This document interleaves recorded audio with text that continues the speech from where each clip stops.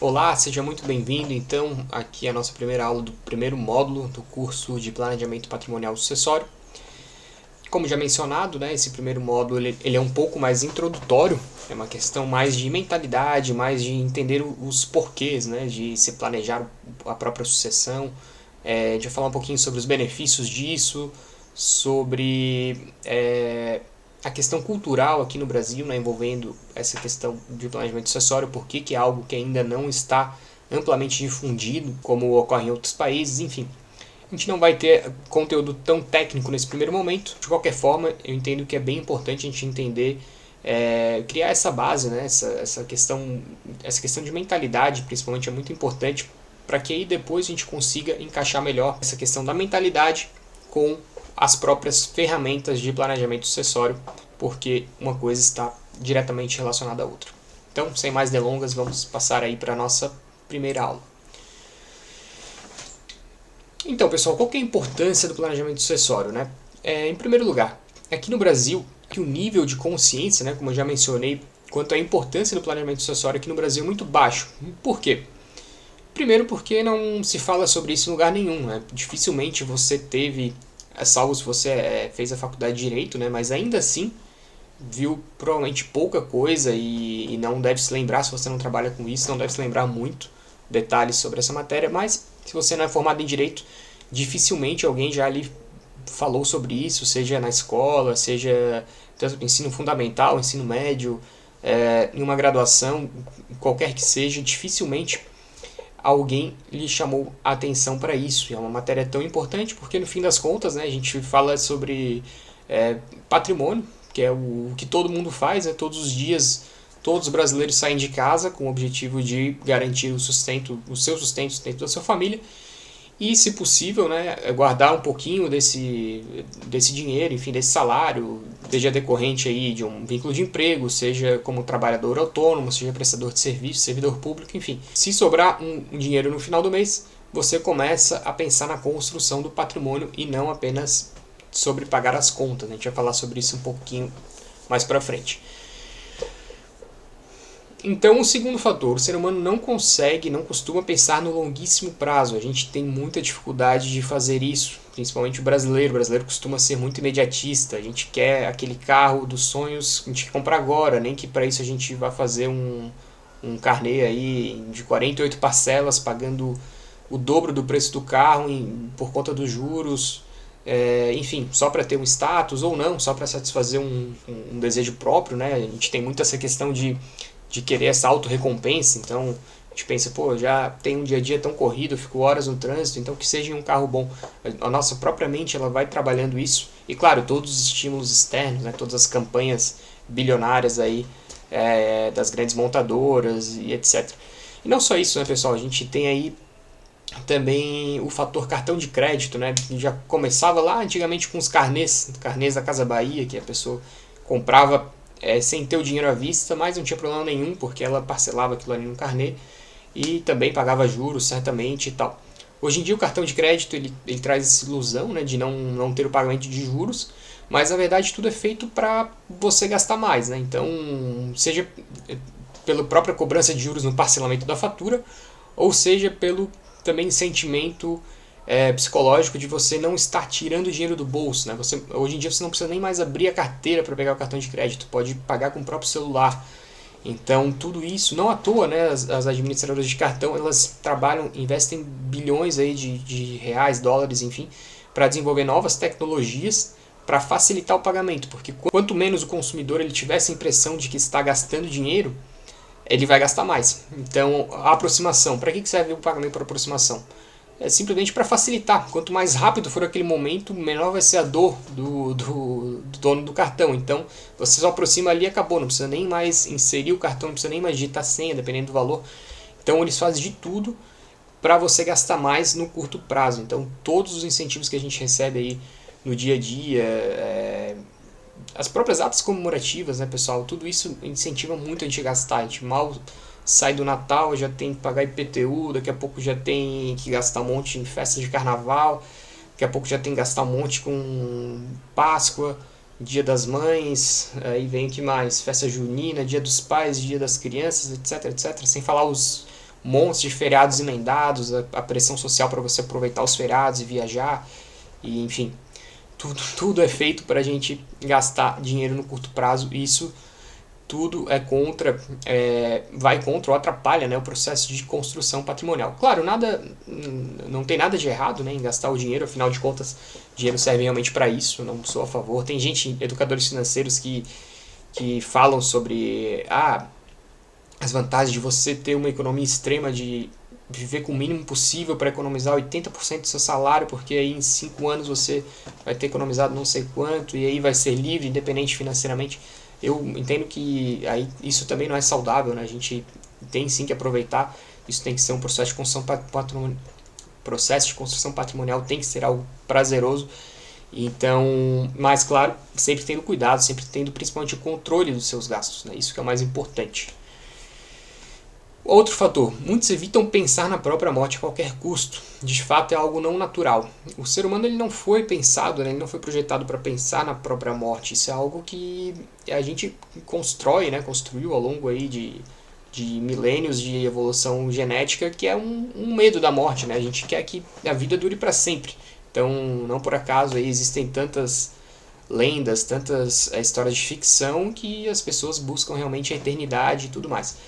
Mas, ao mesmo tempo, nós somos seres racionais e sabemos que nosso tempo aqui na Terra tem um fim, né? Tem um limite. Isso é algo que não tem como questionar. Alguns dizem que a ciência está evoluindo para um momento em que poderemos viver para sempre ou não, mas o fato é que, de qualquer forma, ainda assim que a medicina evolua nesse ponto, nada impede de eu sofrer um acidente, enfim, cair um avião, cair um meteoro aqui na Terra, enfim, e uma hora a vida vai acabar.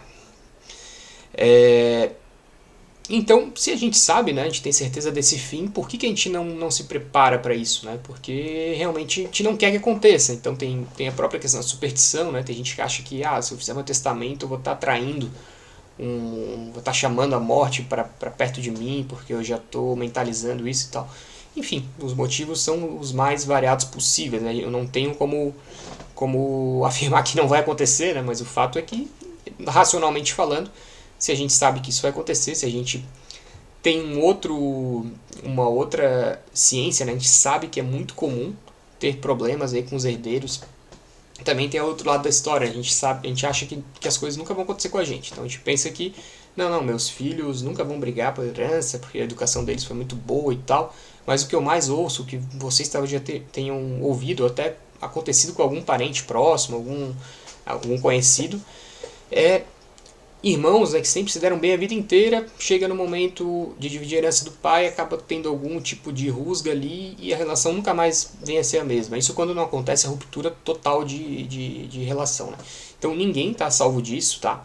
A gente não sabe o que vai passar pela cabeça do outro, dentro dos nossos próprios herdeiros, quando chegar o momento de dividir uma herança. Então, o motivo principal, né, por esses inventários que se prolongam no tempo, indefinidamente, é a ausência de planejamento, e isso é incontestável. Outro motivo, né, por que a gente não tem essa cultura, esse nível de consciência alto em relação à importância do planejamento sucessório, é que tem um mito, né, de que é tudo muito caro. Então, se você, vou fazer um testamento, vou gastar uma fortuna, daqui a pouco ele vai estar desatualizado, vou ter que fazer outro. Na verdade, nada disso, né? Você tem meios de fazer testamentos, até mesmo de graça.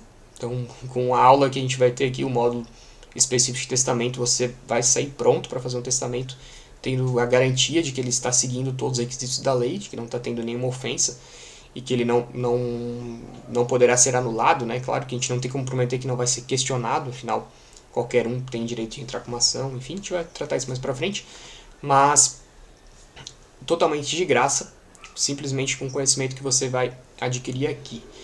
E do mesmo modo, né, a gente tem como estabelecer cláusulas no testamento em que elas serão válidas independentemente do seu patrimônio no momento do seu falecimento. Então elas podem ser genéricas o suficiente para cobrir qualquer tipo de situação. Isso a gente vai falar mais para frente também. O fato é que a questão preço, ela não deve ser um impeditivo para ninguém que queira fazer um planejamento sucessório.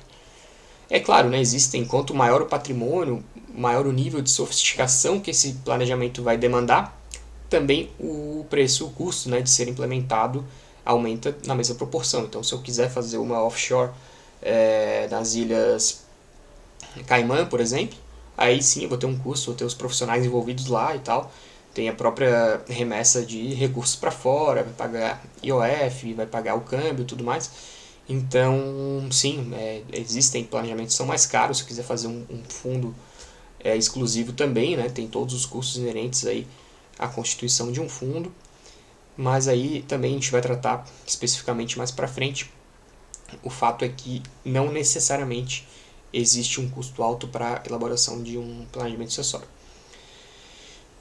Outro fator também, né, o desconhecimento quanto ao custo de inventário, bem como sobre o que acontecerá com o patrimônio após o falecimento, seja seu ou de um parente. Então, esse é um fator que também impede as pessoas de fazer alguma coisa, né, que é o próprio desconhecimento, a ignorância, né, sobre realmente o que vai acontecer. As pessoas podem simplesmente achar que é algo instantâneo, algo automático. Faleceu alguém, com um passe de mágica tudo vai se resolver, o patrimônio vai ser incorporado aos herdeiros na proporção exata e tal, e vai ficar tudo certo. Então, o que é uma ilusão, a gente sabe, infelizmente, que não é bem assim. Como eu já antecipei, a consequência dessa ausência de nível de consciência sobre a importância de um planejamento sucessório são inventários que muitas vezes literalmente não terminam nunca. Então a gente sabe que tem um pouco de culpa do Poder Judiciário aí, porque afinal de contas o número de varas, né, nas principais cidades ele não aumenta na mesma proporção da população. Então a população está cada vez ficando mais velha, né, mais idosa. O número de pessoas que vão precisar ter um inventário aberto vai aumentar, o número de falecimentos aumenta. E o número de juízes não cresce na mesma proporção, então não tem como, né? Tem um afunilamento, tem esse gargalo dentro da própria estrutura do Poder Judiciário que impede muitas vezes os inventários de andarem. Por isso também que o próprio sistema ele vai se autorregulando, né? Hoje em dia a gente já tem possibilidades aí de inventários extrajudiciais de uma forma que tramitam, né? Costumam tramitar de uma forma bem mais célere. De qualquer forma, não são todas as situações que podem tramitar pela via administrativa. A gente vai tratar disso também mais para frente. Então vamos lá. Quais são ali os motivos que levam inventários a se prolongarem? O motivo 1. Aqui é uma questão mais psicológica, né, que a gente está trazendo aqui com base na experiência, tanto que aconteceu na minha própria família já, quanto com o que a gente observa aí de clientes. Qual que seria o primeiro motivo? O instinto de não querer ser passado para trás, que gera o que eu chamo aqui de um ciclo vicioso.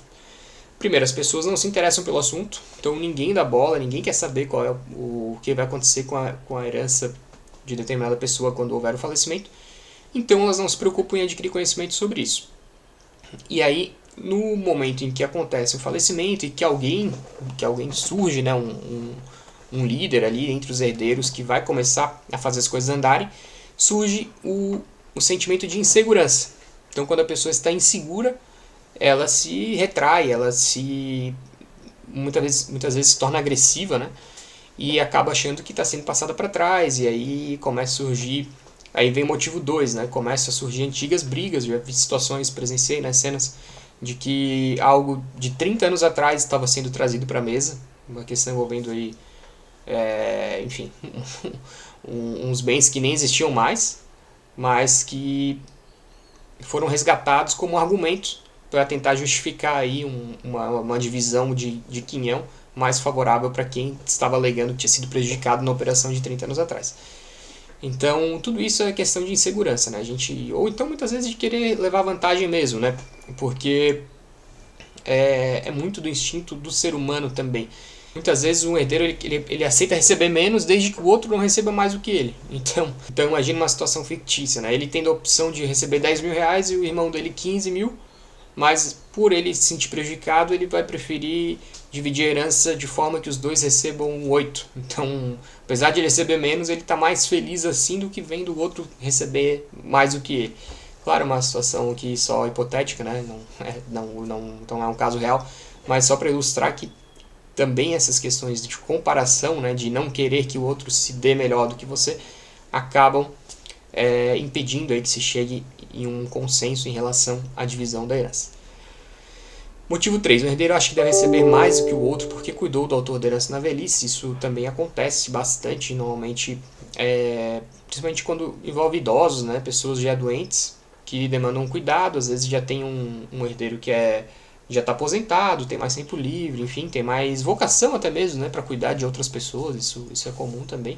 E ele se sente no direito de receber mais, mas ao mesmo tempo, se o autor da herança não fez por conta própria, né, esse reconhecimento em vida, via testamento, por exemplo, fica complicado garantir esse tipo de direito com critérios subjetivos. Claro que eventuais valores aí comprovados que ele tenha arcado e que os outros herdeiros não tenham dividido, aí sim pode de alguma forma haver uma compensação e tal. Motivo 4, vamos tirar a câmera da frente. Desorganização. Mesmo quando não há briga, às vezes o patrimônio possui pendências que impedem a conclusão do inventário até que seja finalizado. Então aqui também é outra cultura do brasileiro de não manter, não manter assim, um cuidado com o seu patrimônio, né, em relação ao dia a dia. Então às vezes tem uma multa de trânsito atrasada que começa a se acumular com o IPVA porque o autor da herança ele não lembrou que tinha que pagar. Então as coisas vão se acumulando. Ou então o IPTU que não foi pago, um imóvel que ele comprou que não estava registrado no registro de imóveis, foi só o contrato de gaveta. Então tem essas questões práticas que o brasileiro, às vezes ele vai comprando as coisas, vai fazendo as operações e não tem esse devido cuidado de deixar tudo amarrado, né, tudo regularizado. Então vamos, feita essa introdução, vamos destacar aqui as principais razões, né, para a gente planejar, para alguém planejar a própria sucessão.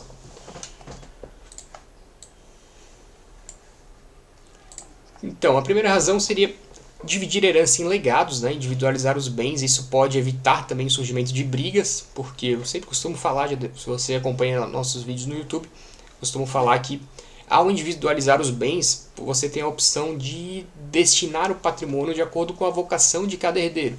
Então, se você tem um filho administrador, empresário, pode querer deixar as cotas da sua empresa para ele continuar administrando aqueles bens, enquanto o outro filho é músico, por exemplo, não tem tanta afinidade com aquele tipo de atividade. Ao mesmo tempo, o músico, você pode deixar um apartamento que tenha isolamento acústico, enfim, uma casa, para que ele possa fazer os seus ensaios e tal, sem atrapalhar os vizinhos. Dando um exemplo esdrúxulo aqui, mas só para deixar claro aí o que é o ponto, né? Então, se você tem alguém um filho que administra bem imóveis e você já tem um patrimônio composto aí de imóveis que tem uma exploração, principalmente na alta temporada, de aluguéis de curto prazo, então, posso deixar essa carteira enfim, posso deixar esses imóveis aos cuidados, né, desse herdeiro que tem essa vocação. Tudo isso para que depois, na hora da divisão, claro que a gente tem que sempre cuidar com os quinhões, né, os herdeiros necessários, eles não podem ter quinhões diferentes em relação à legítima. É importante, a legítima, a gente vai ver depois, é a metade do patrimônio que deve necessariamente ir para os herdeiros necessários. Então tem que tomar sempre esse cuidado na hora de individualizar os bens. O fato é que isso pode sim ajudar, porque afinal de contas, se os herdeiros eles sabem qual era a vontade, né, do autor da herança em relação à destinação dos bens, eles tendem a respeitar essa vontade, e isso também tende, sempre usando a palavra tende, né, porque não existe garantia nenhuma, mas tendem a evitar discussões infinitas e tal sobre a vontade do autor da herança.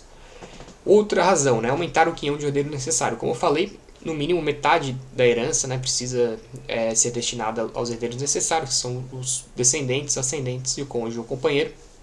Mas nada impede que via testamento, em relação aos outros 50%, né, que seria o patrimônio disponível da herança, sejam destinados aí a um dos herdeiros necessários isoladamente, ou dois ou mais, enfim. Então, essa é uma forma também, essa é uma razão, né, para planejar a própria sucessão. Então, dando exemplo daquele caso do herdeiro que cuidava, né, que cuidou do autor da herança. Então, se o autor da herança entendesse que realmente ele deixou de construir o próprio patrimônio para cuidar de mim, então ele tem direito, na minha visão, na interpretação ali do idoso, enfim, da pessoa doente, ele é justo que ele receba mais que os outros, desde que respeitada a legítima, ele pode sim aumentar o quinhão do herdeiro que cuidou dele. Contemplar alguém que não herdaria. Então aqui, eu tenho muito apreço por um vizinho, por um amigo que não é parente, ou uma tia distante que estaria lá atrás na ordem de vocação hereditária, então não receberia nada. E eu quero contemplar alguém. Isso aqui eu posso deixar um testamento também, contemplando, desde que respeitado sempre é legítimo. Deserdar alguém, então teve algum desafeto ali, alguma causa muito grave, a gente vai tratar isso em detalhes também, numa aula específica, mas aconteceu um ato muito grave, uma tentativa de homicídio, algo assim, e eu quero deserdar esse herdeiro, também é uma forma aí, uma razão para planejar a sucessão. Contemplar instituição sem fins lucrativos também é uma possibilidade. O testamento também pode permitir nomeação de um tutor para filhos menores.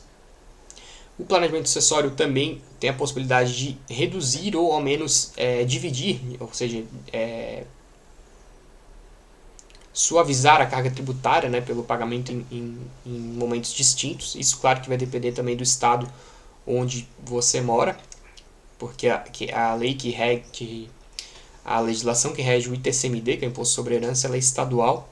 Então, obviamente, a gente não vai ter como analisar aqui a lei de todos os estados da federação, mas a gente vai trazer algumas linhas gerais, porque também não tem tanta diferença assim entre um e outro. E o último que eu trago aqui, né, a última razão mais objetiva, digamos assim, para planejar a própria sucessão, seria garantir eficiência na gestão do patrimônio. Isso porque, se há um falecimento, né, sem nenhum tipo de planejamento sucessório e um inventário que se arrasta durante anos, todos os herdeiros eles vão ser donos ao mesmo tempo, né, desse patrimônio. Então a gente chama isso de condomínio. Então vai se formar um condomínio e o condomínio não costuma ter, né, o mesmo zelo. O inventariante ele não costuma ter o mesmo zelo que o próprio dono especificamente do patrimônio teria. Então, ou até mesmo em caso de empresas operacionais, né, isso pode trazer um problema grave aí na hora da gestão do dia a dia da empresa, com empregados e tudo mais, porque imagina, a empresa vai ficar sem um líder específico.